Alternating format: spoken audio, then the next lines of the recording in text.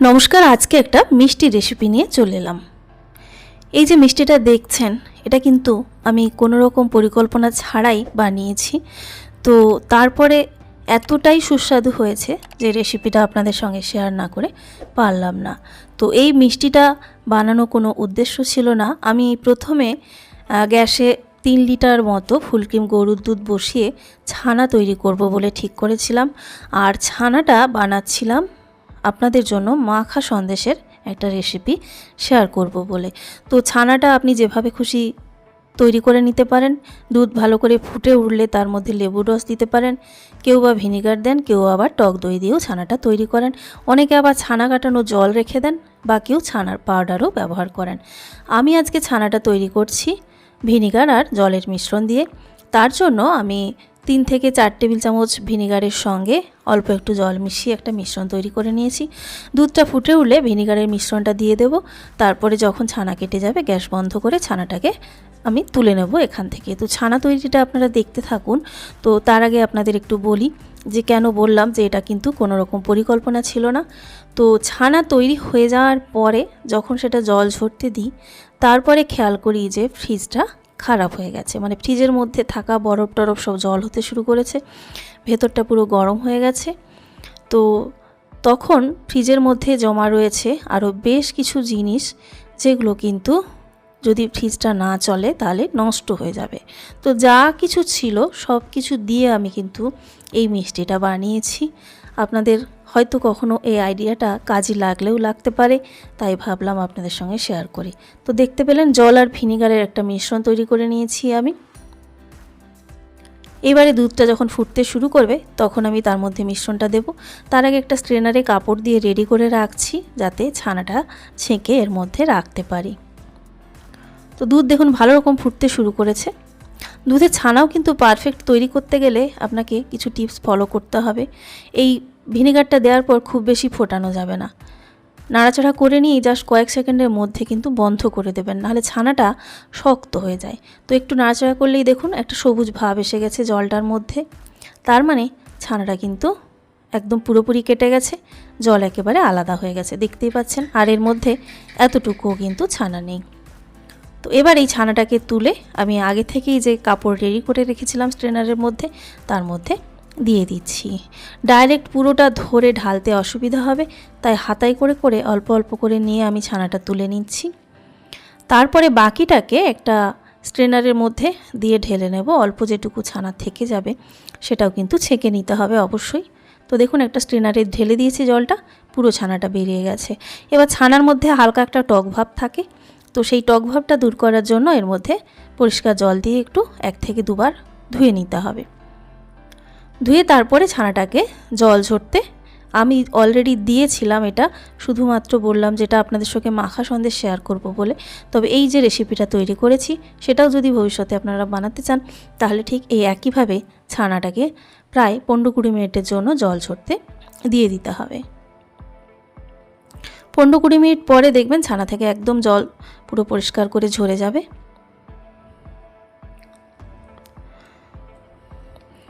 দেখুন একেবারে কিন্তু জলটা ঝরে গেছে, একদম পনিরের মতো শক্ত হয়ে গেছে, দেখতে পাচ্ছেন। এবার এটা একটা মিক্সার গ্রাইন্ডার জারের মধ্যে নিয়ে নিচ্ছি। যেহেতু পরিমাণটা অনেক বেশি, জারটা একটু বড় সাইজের জারটাই ব্যবহার করতে হবে। একদম পনিরের মতো শক্ত হয়ে গেছে, তাই এগুলোকে ছোট ছোট একটু টুকরো করে দিলে ভালো গ্রাইন্ড করতে সুবিধা হবে। এবার যেটা আপনাদের বলছিলাম, ফ্রিজটা খারাপ হয়ে যাওয়ার কারণে ফ্রিজের মধ্যে ছিল 750 ml দুধ থেকে তুলে রাখা, মানে গরুর দুধ ফুটিয়ে তুলে রাখা প্রায় 4 থেকে 5 দিনের দুধের সর। এই সরটা দেখতেই পাচ্ছেন অলরেডি নরম হতে শুরু করেছে। ফ্রিজ যদি না ঠিক থাকে, ঠান্ডা না থাকে, তাহলে কিন্তু এটা নষ্ট হয়ে যাবে। তো এই সময় আর সঙ্গে সঙ্গে ঘি বানানোর মতো এনার্জিও নেই, তাই এটাকে আমি নষ্ট করতে চাই না বলেই আমি এর সঙ্গে ছানাটার সঙ্গে সরটাকে মিশিয়ে দিয়েছিলাম। তারপরে ভালো করে কিন্তু এটাকে একটু গ্রাইন্ড করে নিয়েছিলাম। এতে করে মিষ্টি তৈরিতে কী কী সুবিধে বা কী কী অসুবিধে হলো সবটাই আমি আপনাদের সঙ্গে শেয়ার করব। ভালো করে দেখুন গ্রাইন্ড করে নিয়েছি, বেশ ক্রিমের মতো লাগছে, দেখতে পাচ্ছেন। এবার গ্যাসে একটা কড়াই বসিয়ে তাতে 1/2 চা চামচ মতো একটু ঘি দিলাম। এই ঘিটা এখানে কিন্তু একেবারেই প্রয়োজন ছিল না, পরে বুঝলাম। এবার এর মধ্যে ওই ফ্রিজেই থেকে যাওয়া প্রায় 300 ml মতো গরুর দুধ ছিল, সেটাও নষ্ট হয়ে যেতে পারে, সেই কারণে কিন্তু আমি এখানে দিয়ে দিলাম। তো এবারে দুধটা জাস্ট হালকা নাড়াচাড়া করে একটু গরম করে নিতে হবে। গরম হয়ে গেলেই তার মধ্যে বেটে রাখা ছানা আর সরের মিশ্রণটা দিয়ে দিচ্ছি। দেখেই বুঝতে পারছেন ছানা আর সরটা বাটা হয়ে একদম ক্রিমের মতো তৈরি হয়েছে।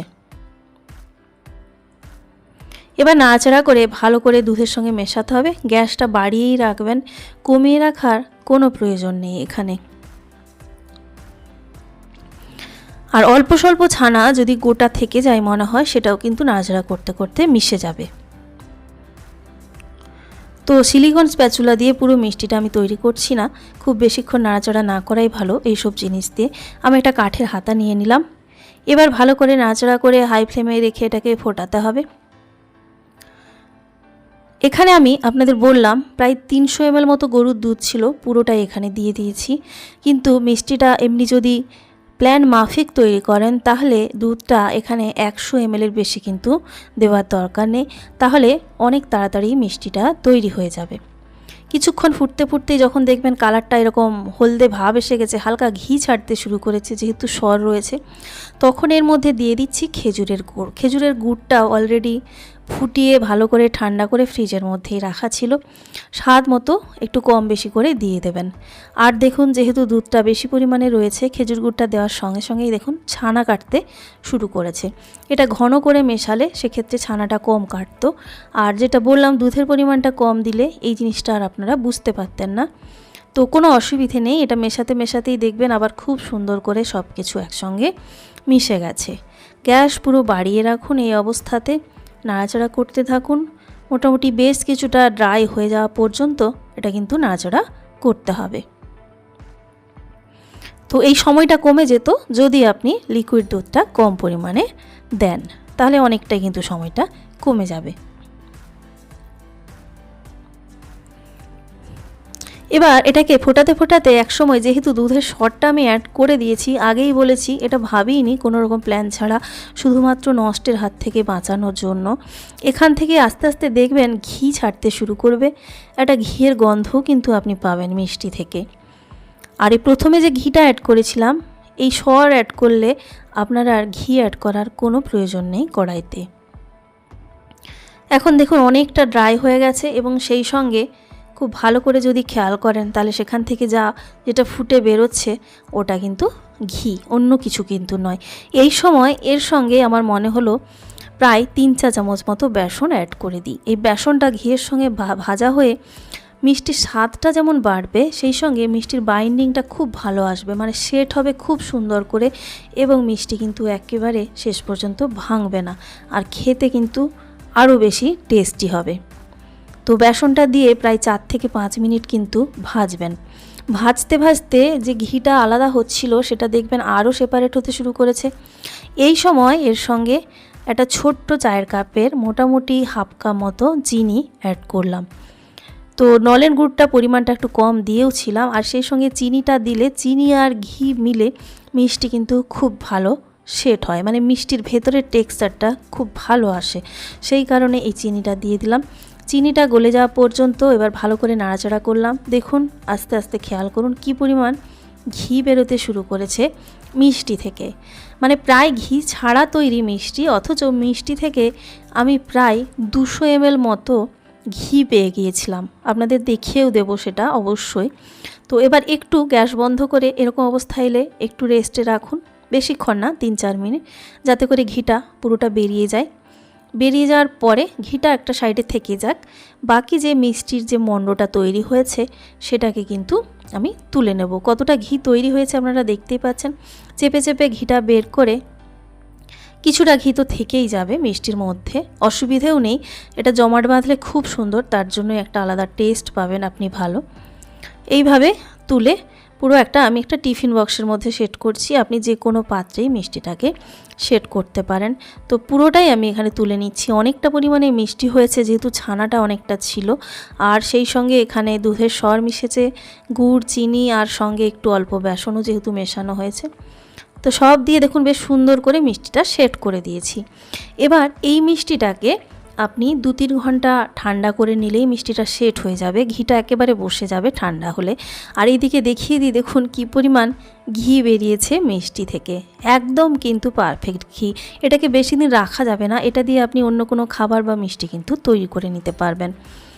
এদিকে আপনাদের সঙ্গে শেয়ার করছি এবার সেটা কিন্তু ফ্রিজ অলরেডি সকালে যখন মিষ্টি এসে সারিয়ে দেয়, তারপরে আমি মিষ্টিটাকে এই যে একটা ঘি জবজবে ব্যাপার থাকে, ওপরে হাত দিলে ঘি লাগবে, সেই অবস্থাটা যাতে না লাগে সেই জন্য 2-3 ঘন্টা মতো ফ্রিজের মধ্যে ঢুকিয়ে দিয়েছিলাম। তো তারপরে মিষ্টিটা দেখুন কি সুন্দর সেট হয়েছে, যেমন স্বাদ হয়েছে দেখতেও সেরকম হয়েছে মিষ্টিটা।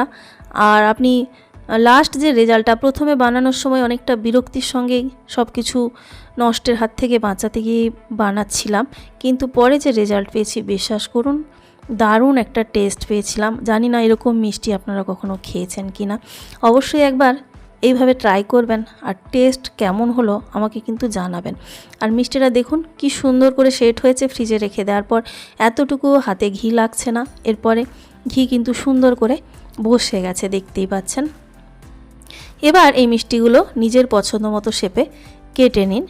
আর এটাকে যদি আপনি একটু রেখে খেতে চান তাহলে আবারও বলছি, ফ্রিজের মধ্যে রাখলে যে ড্রাইনেসটা রয়েছে সেটা থাকবে, কিন্তু ফ্রিজের বাইরে থাকলে স্বাভাবিকভাবেই ঘিয়ের ভাবটা বেশি থাকার জন্য একটু ভেজা ভেজা ভাব কিন্তু থাকবে। তবে বাইরেও কিন্তু এই মিষ্টিটা নষ্ট হবে না। আর ফ্রিজের মধ্যে যদি ছোট ছোট পিস করে আপনি এটাকে এয়ারটাইট কন্টেনারের মধ্যে বহুদিন রেখে দেন, অনেক দিন পর্যন্ত ভালো থাকবে এই মিষ্টি। তো এই মিষ্টির স্বাদ অবশ্যই কিন্তু আপনারা একবার নেবেন এবং কমেন্ট করে জানাবেন কেমন ছিল আমার আজকের এই রেসিপি।